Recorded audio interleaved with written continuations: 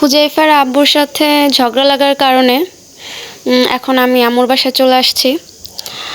আর যেটা হচ্ছে মানে কালকে মুরগির মাংস রান্না করা হয়েছিল, তো হুজাইফাও খেয়েছে, কিন্তু এখন আজকে হচ্ছে ওর আব্বুর সাথে বাসায় গেছে, ওই বাসায় গেছে।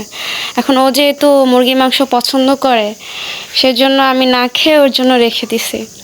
তবে এটার মাধ্যমে আসলে আমি নিজে এখন অনুভব করি যে আগে যে আমার আম্মু অনেক সময় না খেয়ে বা আমার জন্য সবসময় রেখে দিত, আমি খাওয়ার পরও রেখে দিত। এটা হচ্ছে মায়ের ভালোবাসা। এটা এখন আমি হাড়ে হাড়ে উপলব্ধি করি যে ও কিন্তু কালকে আমার সাথে খাওয়া দাওয়া করছে, এটা তারপরও মানে যে একটু ছিল আর কি, ওইটাও আমি না খেয়ে ওর জন্য রাখছি। মানে কেমন জানি ওর প্রতি মানে ওর জন্য রেখে দিছি, রাখা লাগবেই বাধ্যতামূলক। তো এটাই আসলে মায়ের ভালোবাসা। আর মাংসটা আসলে মানে কালকের বলতে কালকে রাত্রে রান্না করছে, তো মানে এখনও আর কি সকালে ছিল, ওইটা আর কি ওর জন্য রেখে দিচ্ছি। ও আসবে একটু পরেই, দুপুরের মধ্যে।